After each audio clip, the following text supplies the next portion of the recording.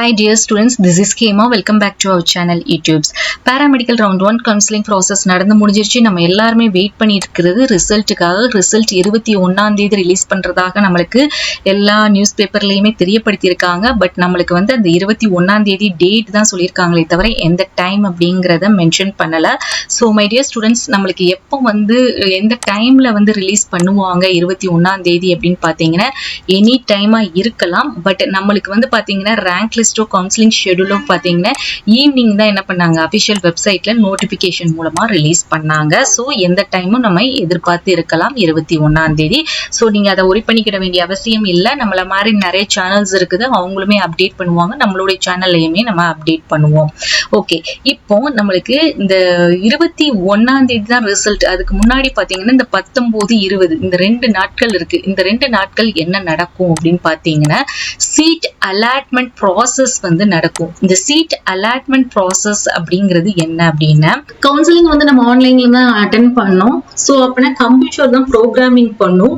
இதுல சாய்ஸ் ஃபில்லிங்ல பாத்தீங்கன்னா நீங்க கம்ப்யூட்டர் எப்படி ரீட் பண்ணும் அப்படின்னா நம்பர் ஆஃப் சாய்ஸஸ். இப்போ வந்து ஃபர்ஸ்ட் சாய்ஸஸ் நீங்க என்ன கொடுத்துருக்கீங்க அப்படிங்கறத கம்ப்யூட்டர் ரீட் பண்ணும். நீங்க ஃபர்ஸ்ட் சாய்ஸ்ல பிஎஸ்சி நர்சிங் கவர்மெண்ட் எம்எம்சி கொடுத்துருக்கீங்க. உங்க கம்யூனிட்டிக்கு இந்த சீட் வேகண்டா இருந்துச்சு அப்படிங்கறத கம்ப்யூட்டர் ரீட் பண்ணி பார்க்கும். இருந்துச்சு அப்படின்னா உங்களுக்கு இந்த சீட்டை அலாட் பண்ணி கொடுத்துரும்.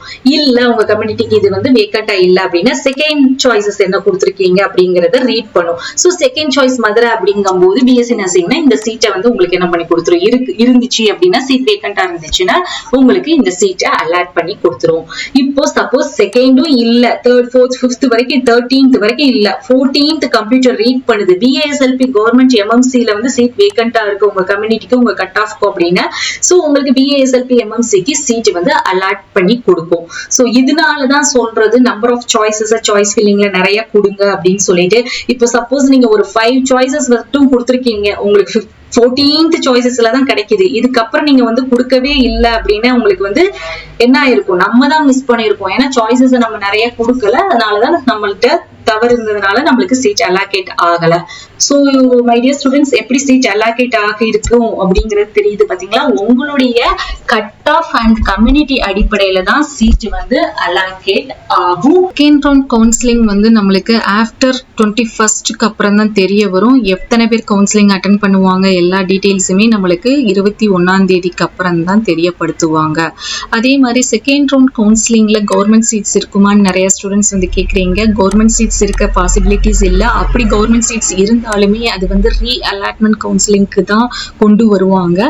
செகண்ட் ரவுண்ட்ல எப்படி இருக்கும் அப்படின்னு பாத்தீங்கன்னா, இந்த ஃபர்ஸ்ட் ரவுண்ட்ல எப்படி government seats in self government colleges அப்படின்னு கொடுத்தாங்களோ அதே மாதிரி செகண்ட் ரவுண்ட்ல self financing seats in self financing colleges அப்படின்னு தான் நம்மளுக்கு கவுன்சிலிங்ல கண்டக்ட் பண்ணுவாங்க.